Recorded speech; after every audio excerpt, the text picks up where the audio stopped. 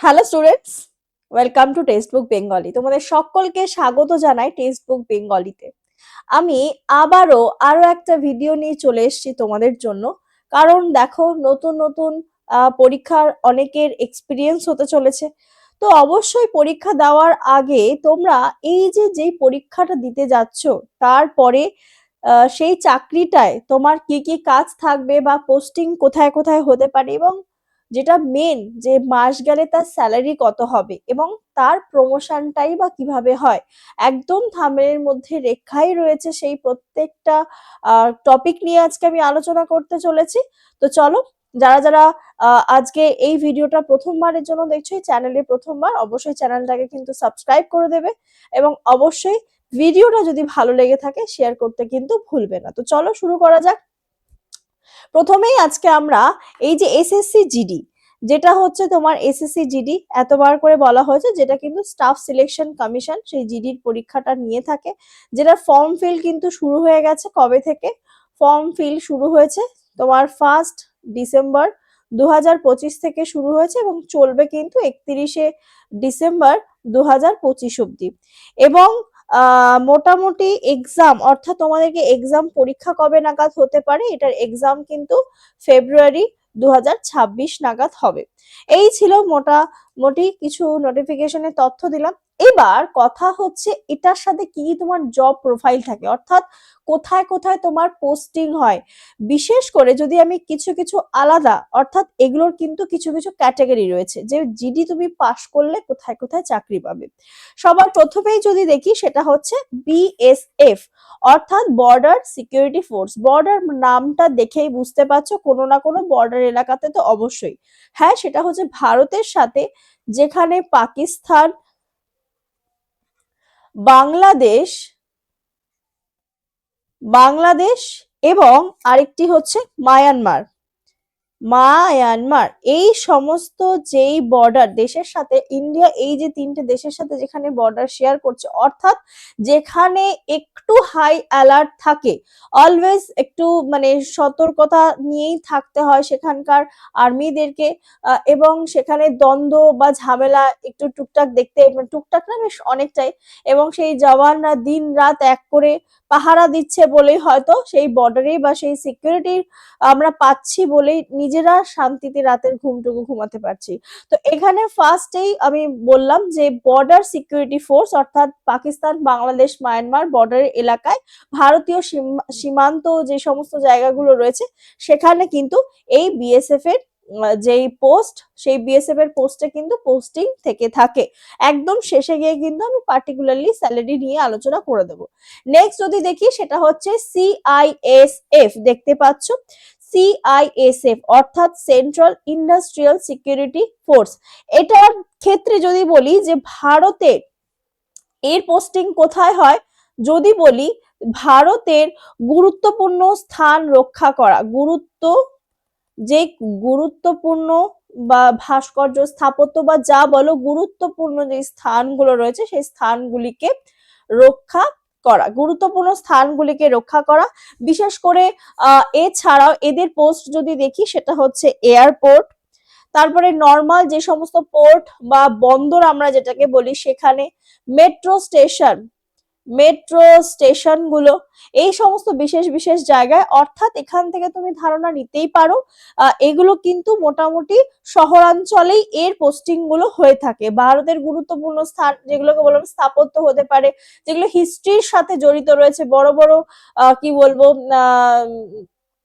যেই সমস্ত স্কাল্পচার গুলো রয়েছে, সেগুলোকে রক্ষা করার দায়িত্বে কিন্তু থাকে, সেটা হচ্ছে সেন্ট্রাল ইন্ডাস্ট্রিয়াল সিকিউরিটি ফোর্স।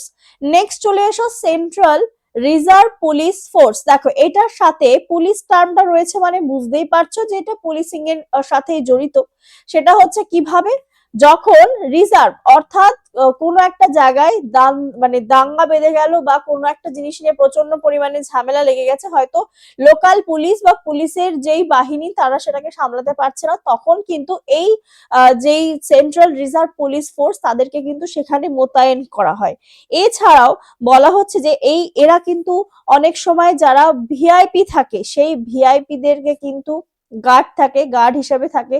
কোনো টেররিজমের মধ্যে, টেররিজম বা নকশাল বাদ এলাকা, যেটাকে আমরা বলি নকশাল বাদ এলাকা, সেই নকশালবাদ এলাকায় কিন্তু এদেরকে মোতায়েন করা হয়। এই সমস্ত সেনাদেরকে রক্ষণাবেক্ষণের জন্য কিন্তু এদেরকে সেখানে মোতায়েন করা হয়ে থাকে, ঠিক আছে।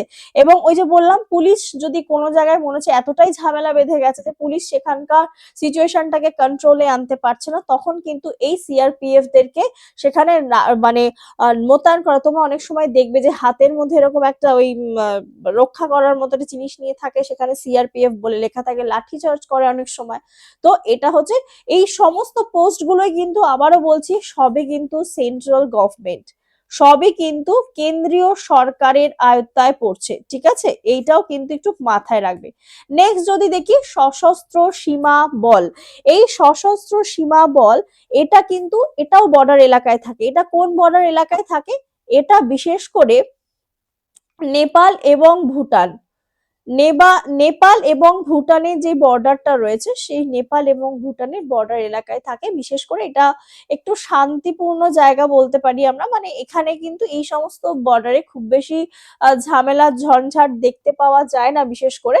তো সেইখানকার এলাকায় যেমন যদি দেখি, তোমার এই নেপাল এবং ভুটান ভারতের সাথে যেখানে সীমানা গুলো শেয়ার করছে, তো সেই অঞ্চলে কিন্তু এই যে এসএসবি সশস্ত্র সীমা বল তাদেরকে মোতায়েন করা হয়, বা তাদেরকে কিন্তু সেখানেই তাদের পোস্টিং হয়ে থাকে। নেক্সট রয়েছে ইন্ডো তিব্বেতিয়ান বর্ডার পুলিশ, এটা হচ্ছে ITBP, Indo Tibetan border police. এদেরকে কোন কোন জায়গায় বিশেষ করে, সেটা হচ্ছে এটা কিন্তু থাকে তোমার চায়না বর্ডারের সাথে, অর্থাৎ ভারতের যে সমস্ত অংশে চায়নার বর্ডার শেয়ার হচ্ছে, ধরো সেখানে তোমার জম্মু এন্ড কাশ্মীর রয়েছে, জম্মু কাশ্মীর ছাড়াও রয়েছে হিমাচল প্রদেশ এলাকায়, হিমাচল প্রদেশ। তারপরে যদি দেখি একটু নিচের দিকে রয়েছে সিকিম, তারপরে উত্তরাখণ্ড, এই সমস্ত এলাকাতেই কিন্তু এদের পোস্টিং হয়ে থাকে। মোদ্দা কথা এটাও কিন্তু সেই বর্ডার এলাকায়, ঠিক আছে। এছাড়াও তোমার হচ্ছে গিয়ে যেটা আমাদের কারাকোরাম পর্বত রেঞ্জটা রয়েছে ভারতের সীমানা বরাবর, সেই সমস্ত জায়গায় এদের কিন্তু কি করা হয়, মোতায়েন করা হয়। তো এই জিনিসটা বুঝতে পারছো, এটাও কিন্তু বর্ডার এলাকার জন্যই সেনা মোতায়েন, ঠিক আছে। এই ITBPর পোস্টিং তাহলে কোথায় হয়? এই বর্ডার এলাকাতে হয়, যেটা হচ্ছে চায়নার সাথে বর্ডার শেয়ার করছে। নেক্সট যদি বলি আসাম রাইফেলস, বিশেষ করে আসাম রাইফেলস হচ্ছে তাদের জন্য বেশি সুইটেবল যারা কিন্তু নর্থ ইস্ট রিজিয়ন থেকে বিলং করছে। যারা নর্থ ইস্ট পজিশনে যারা রয়েছে তাদের জন্য এটা বেশি একটু সুইটেবল হয়, কারণ অনেক ক্ষেত্রে সেই সমস্ত এলাকার ছেলেমেয়েরাই এটার জন্য বেশি অ্যাপ্লাই করে। এটাও এর হেডকোয়ার্টার যদি বলি, আসাম রাইফেলস এর বিশেষ করে হেডকোয়ার্টার কিন্তু রয়েছে কোথায়? শিলং, এর হেডকোয়ার্টার রয়েছে শিলং এ। এবং এটাতে নর্থ ইস্টের স্টুডেন্টরাই বেশি, যেটা বলছিলাম, অ্যাপ্লাই করে, সেখানকার সিকিউরিটি পারপাস এদের কাজ থাকে। আর রয়েছে তোমাদের যেটা হচ্ছে SSF, এটা একটা ভালো পোস্টের চাকরি, ঠিক আছে, মোটামুটি কনস্টেবল পদে হলো এটা। এই SSF কিন্তু সিকিউরিটি বিল্ডিং, অর্থাৎ তুমি মানে মনে করতে পারো যে সিকিউরিটি বড় বড় বিল্ডিং, অর্থাৎ কোনো PMO অফিস, রাজভবন, এই যে পার্লামেন্টের বাইরে, এই সমস্ত জায়গার কিন্তু যেই বড় বড় সিকিউরিটি ওয়ালা বা বড় বড় যে সেক্রেটারি বিল্ডিং গুলো রয়েছে, সেই সমস্ত বিল্ডিং এর সিকিউরিটির জন্য কিন্তু তাদেরকে রাখা হয়। ধরে নিতেই পারো এদের ম্যাক্সিমাম পোস্টিং কিন্তু কোথায় হয়? দিল্লিতে হয়। এদের এই SSF বিশেষ করে এদের পোস্টিং কিন্তু হয় দিল্লি এলাকাতে। তো মোটামুটি একটা আইডিয়া তোমাদেরকে দিতে পারলাম যে কোন কোন মানে পোস্টের জন্য কোথায় কোথায় তাদেরকে পোস্টেড হতে হয়, ঠিক আছে। এবার তুমি তোমার নাম্বার ওয়াইজ যেভাবে পোস্ট প্রেফারেন্স তুমি সাজাবে, তোমার কিন্তু ঠিক সেভাবেই তুমি পোস্টের জন্য এলিজেবল হয়ে যাবে। After the exam, written test বা সমস্ত কিছু যখন কমপ্লিট হয়ে যাবে, তোমার স্কোরিং এর হিসাবে কিন্তু তোমার পোস্ট প্রেফারেন্সটা তুমি পাবে। আচ্ছা, এর বেতন কত? এর বেতন যদি দেখি, এটা কিন্তু পে লেভেল 3 ক্যাটাগরিতে পড়ে। এটা হচ্ছে পে লেভেল 3। এই ক্যাটাগরিতে পড়ছে, যার বেসিক পেই হচ্ছে 21,700 টাকা থেকে শুরু করে হাইয়েস্ট অব্দিও যদি দেখি 69,100 টাকা অব্দি কিন্তু হতে পারে। এক কত বললাম, সেটা হচ্ছে তোমাদের 21,700 থেকে 69,100 টাকা অব্দি কিন্তু এটার স্যালারি হতে পারে, ঠিক আছে। যেহেতু পে লেভেল 6 এবং তোমাদেরকে আমি একটা সুন্দর ভিডিও করে দিয়েছি, ডেসক্রিপশনের লিঙ্কটা আমি অ্যাড করে দিতে বলবো, সেটা হচ্ছে 8 পে কমিশন। 8 পে যে কমিশনটা আসতে চলেছে 2026-এর জানুয়ারি থেকে, তো সেই 8 পে কমিশনটা অ্যাপ্লাই হলে এই এসএসসি জিডি তে যারা পোস্টেড হবে বা যারা চাকরি পাবে তাদের স্যালারি কত হতে পারে সেটাও কিন্তু আমি একটা ভিডিও করে দিয়েছি, অবশ্যই ভিডিওটা দেখে নিতে পারো। আচ্ছা, অনেকের প্রশ্ন হতে পারে যে এই পদের থেকে কিভাবে আমি প্রমোশন পাবো। দেখো, প্রমোশন যদি বলি, এসএসসি জিডি দিয়ে ঢুকলে বেসিক্যালি তুমি হবে হচ্ছে কনস্টেবল, ঠিক আছে। কনস্টেবল পদে তোমার নিযুক্ত হয়, এখানে না লিখি ইংলিশে লিখি, কনস্টেবল পদে তুমি নিযুক্ত হবে এবং কনস্টেবল থেকে তোমার পরবর্তী পোস্ট যাবে হচ্ছে senior constable. Senior constable, senior constable থেকে তোমাকে হতে হবে হচ্ছে হেড কনস্টেবল,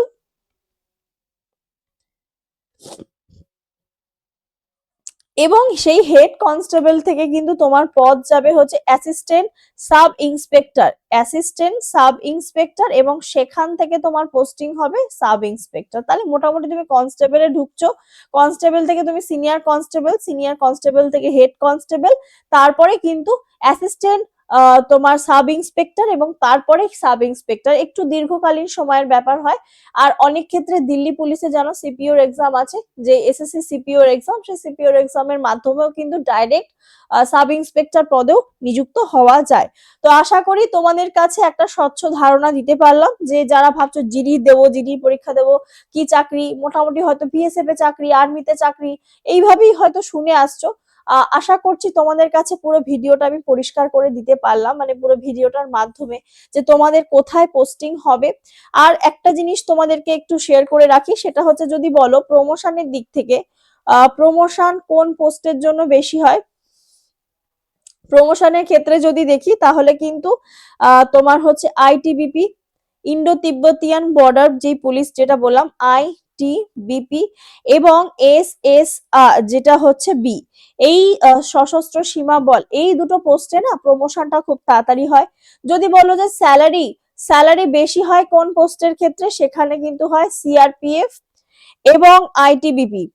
আইটিবিপি এদের ক্ষেত্রে সব থেকে বেশি কিন্তু হাইয়েস্ট পে স্যালারি থাকে, মানে স্যালারিটা বেশি হয়। আর যদি বলো যে আমি ভালো ফ্যাসিলিটি পেতে চাই, ফ্যাসিলিটি ভালো পাওয়ার জন্য কিন্তু রয়েছে আসাম রাইফেলস।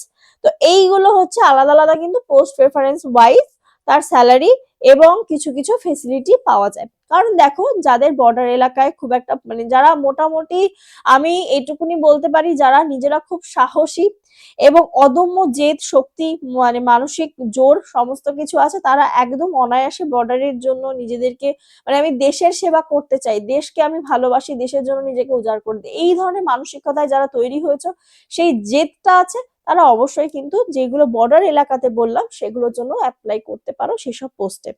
তো আশা করছি ভিডিওটা তোমাদের জন্য হেল্পফুল হবে। আর কেউ যদি চাও আমাদের পেইড ব্যাচে জয়েন করতে, আমাদের এসএসসি জিডির কিন্তু ব্যাচ চলছে, কেউ যদি জয়েন করতে চাও অবশ্যই করতে পারো। 7557050299 নাম্বারটা কি বললাম, 7557050299, এই নাম্বারে তোমরা আমার সাথে যোগাযোগ করে নিতে পারো। এটা আমার ফোন নাম্বার রয়েছে, কেউ হোয়াটসঅ্যাপও করে নিতে পারো। কারোর যদি ব্যাচে যদি কেউ জয়েন করতে চাও, আচ্ছা বলে রাখি, আমি তোমাদেরকে সিএটা কমপ্লিট করাই, বায়োলজিটা রয়েছে এবং কিছু স্ট্যাটিক জিকের প্রশ্ন করিয়ে থাকি। আর এই যে বিনয় স্যার, তিনি কিন্তু তোমাদের হিন্দির জন্য পড়াচ্ছেন, অর্থাৎ অনেকে ইংলিশের বদলে কিন্তু হিন্দিটাকে চুজ করে, তো সেই হিন্দির জন্য গাইড করবেন কিন্তু বিনয় স্যার। এখানে রয়েছেন দিব্যেন্দু স্যার, তোমাদের রিজনিং করাবেন, রয়েছেন সৈকত স্যার, তোমাদের সম্পূর্ণ স্ট্যাটিক জিকে কমপ্লিট করাবেন, শুভম স্যার, তিনি কিন্তু তোমাদের ম্যাথ করাবেন, প্রত্যুষ স্যার করাবেন সায়েন্সের পার্ট, এবং তোমাদের গৌতম স্যার কিন্তু ইংলিশটাকে গাইড করবেন। আর প্রাইসটা কত হতে পারে।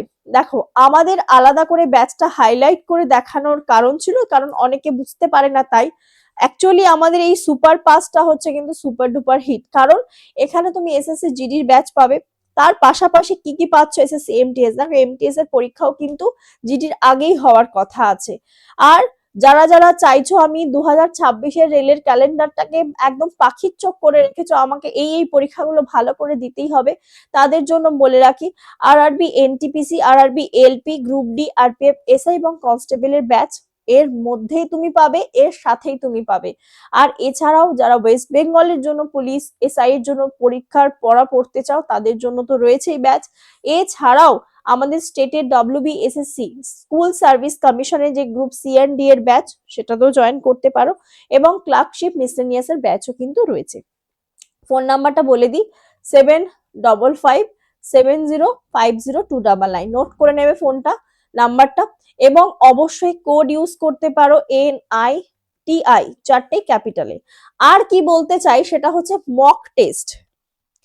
তোমাদের এই মক টেস্ট কিন্তু পুরোপুরি ফ্রি। দেখো, তুমি শুধু পড়লে ক্লাস করলে বই দেখলে কিন্তু হবে না, তোমাকে মক টেস্টটাও দিতে হবে। তাই জন্য তোমার এই একটা ব্যাচ নিলে প্রাইস পড়ছে তোমার 3 মাসের জন্য 369, 12 মাসের জন্য 1249। দেখো, যারা বেসিক থেকে করতে চাও আমি অবশ্যই বলবো এই 1 বছরের কোর্সটা কিন্তু একবারে নিয়ে নাও, কারণ তোমরা এর মধ্যেই এই ব্যাচগুলো পাবে। দেখো, এই টাকাটা দিয়ে নেবে, 3 মাস পরে শেষ হয়ে যাবে, তখন তোমাকে আবার ব্যাচ নিতে হবে।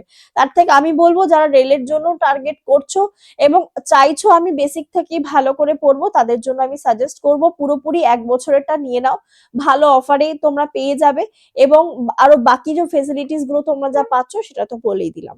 ঠিক আছে, তো চলো, ডেসক্রিপশনে আমার টেলিগ্রামের লিঙ্কটা দেওয়া থাকবে, চাইলে জয়েন করে যেতে পারো, এটা আমাদের অফিসিয়াল টেলিগ্রাম চ্যানেলে। আর আমি তোমাদেরকে প্রত্যেকদিন এই টেক্সটবুক বেঙ্গলি চ্যানেলে, যে চ্যানেলটা তোমরা দেখছো সেই চ্যানেলে কিন্তু প্রত্যেকদিন সকাল 7টা থেকে একদম মর্নিং এ তোমাদের সকাল 7টা থেকে সকাল 8টা অবধি রেগুলার সিএ ক্লাস করাই, কেউ চাইলে জয়েন করতে পারো। যদি ভিডিওটা ভালো লেগে থাকে অবশ্যই ভিডিওটাকে লাইক করতে ভুলো না, যারা চ্যানেলে নতুন আছো চ্যানেলটাকে সাবস্ক্রাইব করে দাও, শেয়ার করে দিও বন্ধুদের মধ্যে, আর অবশ্যই কমেন্ট করে জানিও তোমাদের ভিডিওটা কেমন লাগলো। তো চলো, আজকের ভিডিওটা এখানেই শেষ করছি, তোমাদের সাথে দেখা হবে আবার সুন্দর কোনো ভালো ইনফরমেটিভ ভিডিও নিয়ে। সবাই সুস্থ থাকবে, ভালো থাকবে আর সাবধানে থাকবে। আবার দেখা হচ্ছে।